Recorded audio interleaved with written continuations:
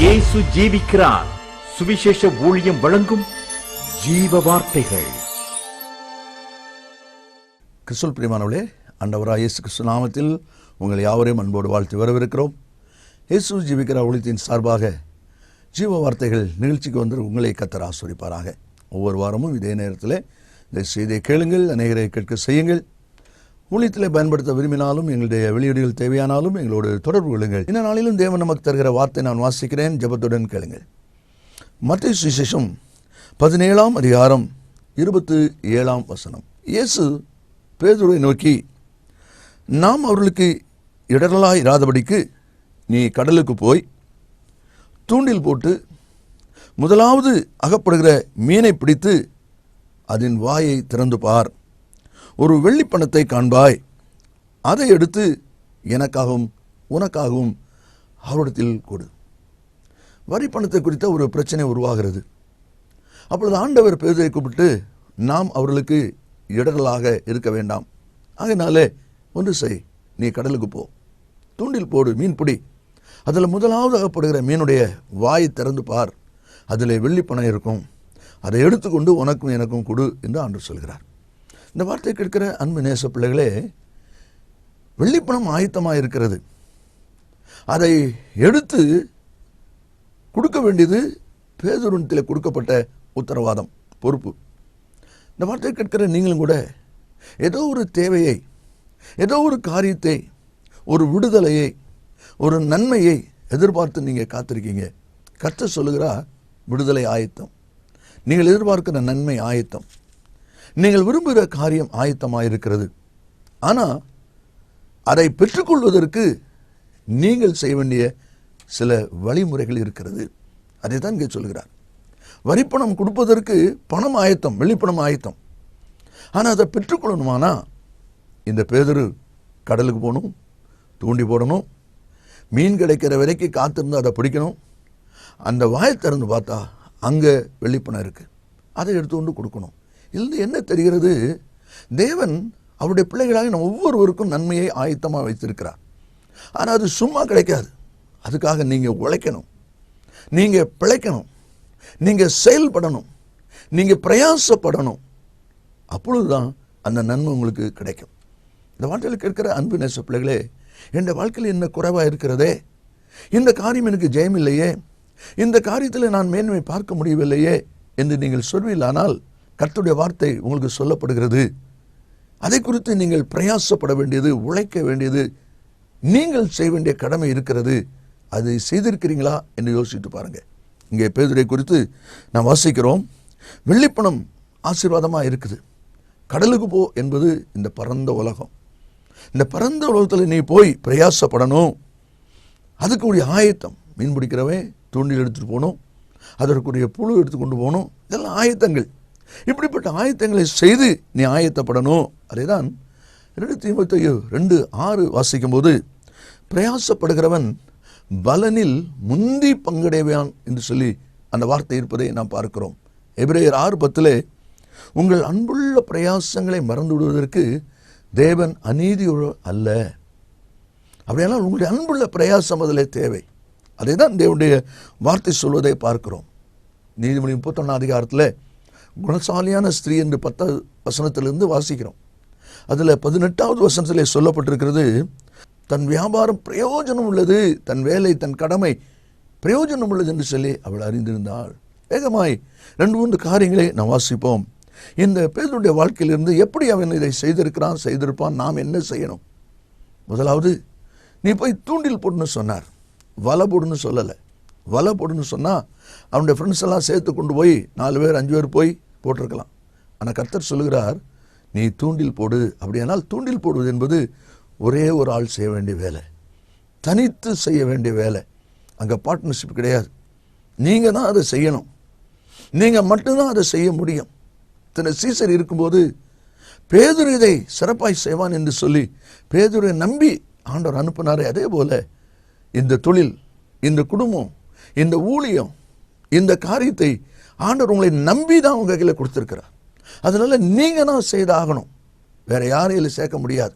ஏனென்றால் தூண்டி போடுதல் தனித்து செய்கிற வேலை, வலை போட சொல்லலை, தூண்டில் போடுற வேலை. நீங்கள் தான் அதை செய்து ஆகணும். ஆண்டவர் உங்களை நம்பி அந்த காரியத்தை கொடுத்திருக்கிறார். அதை தான் இந்த வேத வசனத்திலே நான் வாசிக்கிறோம். ஆதியாகமம் 32வது அதிகாரம் 24வது வசனத்தை வாசிக்கும் போது, யாக்கோபு பிந்தி தனித்திருந்தான். யாக்கோபு பிந்தி தனித்திருந்தான். முடிவு என்ன? தேவனோடும் மனுஷரோடும் போராடி மேற்கொண்டான். அவனுடைய யாக்கோபு என்கிற பெயர் இஸ்ரவேல் என்று மாற்றப்பட்டது. எப்படி நடந்தது? தனித்து போராடினான். அதைத்தான் ஆண்டவர் உங்களுடைய வாழ்க்கையிலும் இன்றைக்கு எதிர்பார்க்கிறார். என்னாகமும் 23:9 வாசிப்பிலானால், கர்த்தருடைய ஜனங்கள் ஜாதிகளோடே கலவாமல் தனித்து வாசமாக இருப்பார்கள். தனித்து வாசமாக இருப்பார்கள்.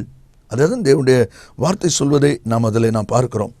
ஆதியாகமம் 22வது அதிகாரத்தை நீங்கள் வாசிப்பீர்களானால், அதில் ஆபிரகாமை குறித்து சொல்லப்பட்டிருக்கிற சம்பவம், தன்னுடைய மகனை பலி செலுத்தும்படி கர்த்தர் சொல்லுகிறார். வேலைக்காரை கூட்டு கொண்டு கழுதையில் சேனம் கட்டி எடுத்து போகிறான். ஆனால் தூரத்தில் இடத்தை கண்ட உடனே 5ஆம் வசனத்தில் வாசிக்கிறோம், தன் வேலைக்காரரை நோக்கி, நீங்கள் கழுதையை நிறுத்தி இங்கே காத்திருங்கள், நானும் பிள்ளையாண்டானும் மட்டும் போய் பலி செலுத்தி விட்டு திரும்ப வர்றோம். அது வரைக்கும் வேலைக்காரங்களை கூட்டிகிட்டு போனவன் அங்கே விட்டுட்டான். காரணம், கர்த்தர் சொன்னார், நீ உன்னுடைய மகனை கூட்டு போய் பலி செலுத்து, வேற யாரும் வரக்கூடாது. அது வரைக்கும் வரலாம், அதனால தான் விட்டுட்டு போகிறான். காரணம், தனித்து செய்ய வேண்டிய ஒரு யுத்தம். ரெண்டாவதாக, மீன் பிடிக்கிறவங்க மிதப்பு கட்டையில் கவனமாக இருப்பாங்க. அது மிக முக்கியம். நீதிமொழிகள் 22வது அதிகாரம் 29வது வசனத்தை நாம் வாசிக்கும் போது, தன் வேலையில் ஜாக்கிரதையாக இருக்கிறவனை நீ கண்டால் அவன் நீசருக்கு முன்பாக நில்லாமல் ராஜாக்களுக்கு முன்பாக நிற்பான். யார்? தன் வேலையில் ஜாக்கிரதையாக இருக்கிறவன். மீன் பிடிக்கிறவனுக்கு மிக கவனம் இருக்க வேண்டிய இடம் தூண்டில் இருக்கிற மிதப்பு கட்டை. எப்போ அந்த மீன் கடிக்கவும் பிடிக்கலாம் அப்படின்னு சொல்லி அந்த மிதப்பு கட்டைக்கு மேலே அவன் கவனம் உள்ளவனாக இருக்கிறான். அதைத்தான் நம்ம வாசிக்கிறோம். அப்போ தனித்து போரிடும்படி அழைக்கப்பட்டிருக்கிற நீங்கள், யுத்தம் பண்ணும்படி அழைக்கப்பட்டிருக்கிற நீங்களும் உங்களுக்கு கொடுக்கப்பட்ட அந்த பொறுப்பில், அந்த உத்தரவாதத்தில் மிக கவனமாக இருக்கணும். உபாகமம் 12ஆம் அதிகாரம் 32வது வசனத்தை நான் வாசிக்கும் போது, நான் உனக்கு விதிக்கிற யாவையும் செய்யும்படி கவனமாயிரு, நீ அதனோட ஒன்றும் கூட்டவும் வேண்டாம், அதில் ஒன்றும் குறைக்கவும் வேண்டாம். என்ன அருமையான வார்த்தை பாருங்க. கர்த்தர் உனக்கு என்ன சொல்லியிருக்கிறாரோ அதை செய்வதில் கவனமாயிரு. அதில் ஒன்று கூட்டவும் வேண்டாம், அதில் ஒன்று குறைக்க வேண்டாம். ஏனென்றால் இது ஆண்டோடைய வார்த்தை. அதைத்தான் திருமண வீட்டில் இயேசு உங்களுக்கு என்ன சொல்லுகிறாரோ அதன்படி செய்யுங்கள். அப்படி செய்தாதான் அற்புதங்கள் நடக்கும், அதிசயங்கள் நடக்கும். அதே தான் நம்ம வாசிக்கிறோம். உன்னத பாட்டு 5:2, நான் நித்திரை பண்ணினேன், என் இருதயமோ விழித்திருந்தது. அப்படியானால் விழிப்பு, கவனம் இருக்கு என்று சொல்லி அர்த்தம்.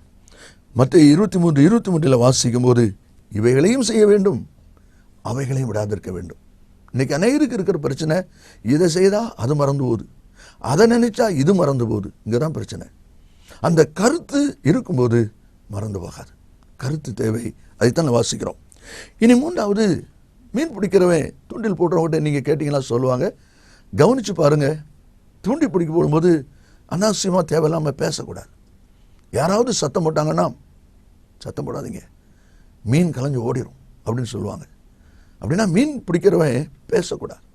1 கொரிந்தியர் 15ஆம் அதிகாரம் 33வது வசனத்தை வாசிக்கும் போது, மோசம் போகாதிருங்கள், ஆகாத சம்பாஷணை நல் ஒழுக்கங்களை கெடுக்கும். ஒருவேளை உலக பிரகாரம் ஆகாத சம்பாஷணை என்பது பல வார்த்தைகள் இருக்கிறது. தேவையில்லாத வார்த்தைகள், வீணான வார்த்தைகள், அவசியமற்ற வார்த்தைகள், சீர்கேடான பேச்சுகள் என்றெல்லாம் நம்ம நிருபத்தில் வாசிக்கிறோம்.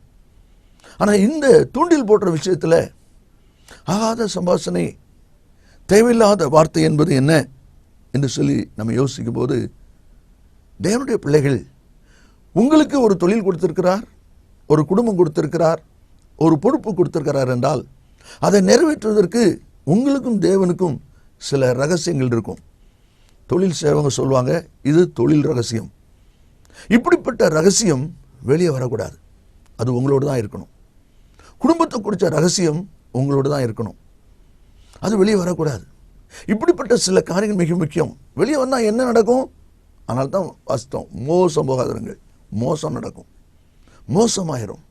அப்படி மோசம் ஆகாமல் இருக்கணுமானா தேவையில்லாத வார்த்தை பேசக்கூடாது. அதனால தான் பிரசங்கி 5:2 உன் வார்த்தைகள் சுருக்கமாக இருப்பதாக. சுருக்கமாக இருப்பதான்னு சொல்லியிருக்கோம், நறுக்குன்னு இருக்கட்டும்னு சொல்லலை. சிலர் நறுக்குன்னு பேச பழகிருக்காங்க, அதை தேவன் விரும்பலை. உன் வார்த்தை சுருக்கமாக இருக்கணும் என்பதுதான் தேவனுடைய வார்த்தை. எபேசியர் 4:29 நல்ல வார்த்தை உண்டானால் அதை கேட்கிறவருக்கு பிரயோஜனம் உண்டாகும்படி பேசுங்க. இது நல்ல வார்த்தை, இது பிரயோஜனமான வார்த்தை அப்படின்னு உங்களுக்கு தெரியுது. அப்போ பிரயோஜனம் உண்டாகும்படி அதை ஏற்றுக்கொள்வாங்க, பேசுங்க. ஏற்றுக்கொள்ள மாட்டாங்க, பேசாதீங்க.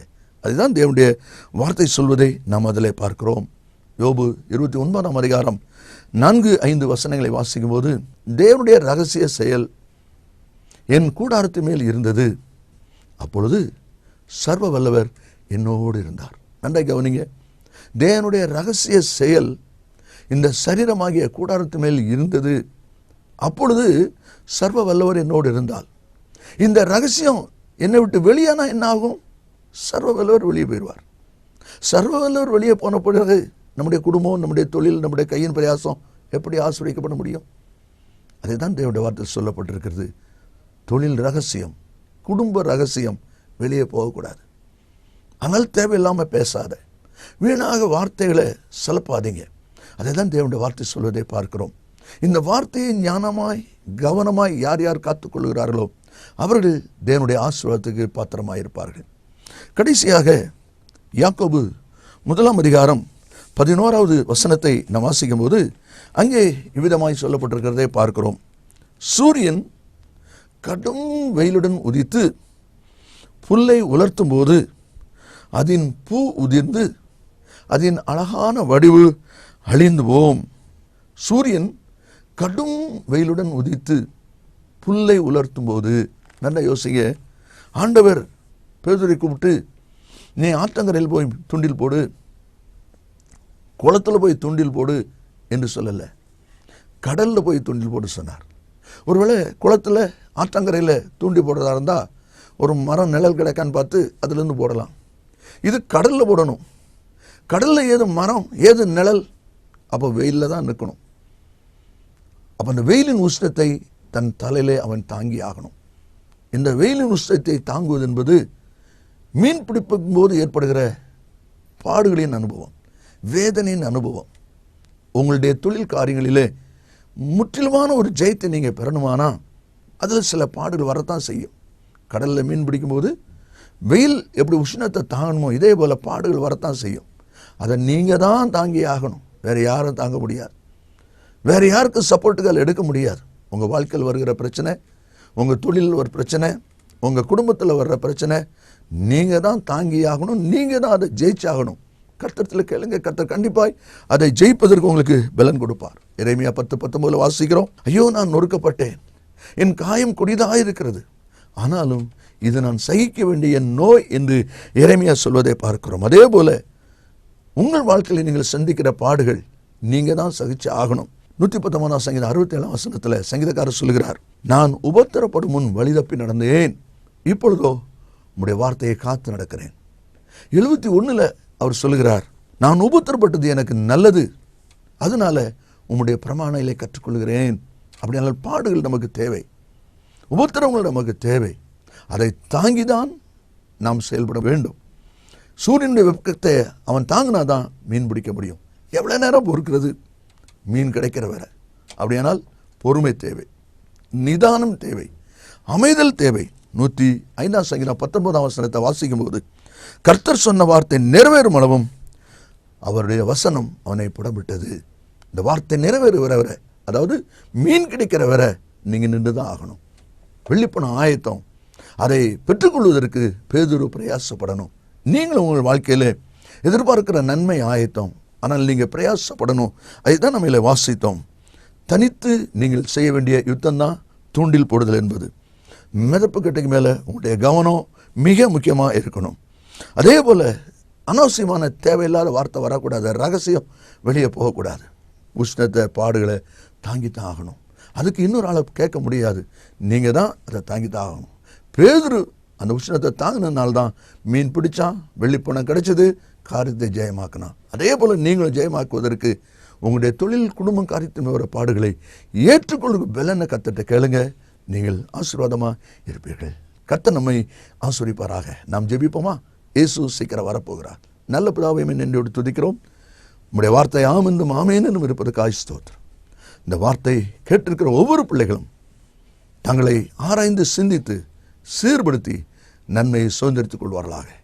கர்த்தர் இயேசுவின் நாமத்தில் பிதாவே, ஆமேன் ஆமேன். கர்த்தர் உங்களை ஆசீர்வதிப்பாராக. ஆமேன். அருமையானவர்களே, கடந்த நாட்களில் ஒரு புஸ்தகத்தை குறித்து நான் உங்களுக்கு சொன்னேன். 50 செய்திகள் அடங்கிய இந்த புஸ்தகம் உங்கள் ஆவிக்குரிய வாழ்க்கைக்கு மிகவும் பிரயோஜனமாக இருக்கும். ஊழியர்களுக்கு சிறப்பாக பிரயோஜனமாக இருக்கும். நீங்கள் இதை பெற்று பயன்படும்படி உங்களை அன்பாய் கேட்டுக்கொள்கிறேன். மற்ற விவரங்களை என்னிடத்தில் கேட்டுக்கொள்ளுங்கள். கர்த்தர் உங்களை ஆசீர்வதிப்பாராக. மேலும் விவரங்களுக்கும் உங்கள் ஜெப தேவைகளுக்கும் நீங்கள் எங்களோடு தொடர்பு கொள்ள வேண்டிய முகவரி: ஜீசஸ் லிவ்ஸ் காஸ்பல் மினிஸ்ட்ரீஸ், சகோதரர் John M Jeyaraj, 123A Dohnavur road, Mavadi, Nellai மாவட்டம், தென்னிந்தியா 627107. Cellphone 9443113292. Email yesujivikaran@gmail.com. Website www.jesuslivesministries.org.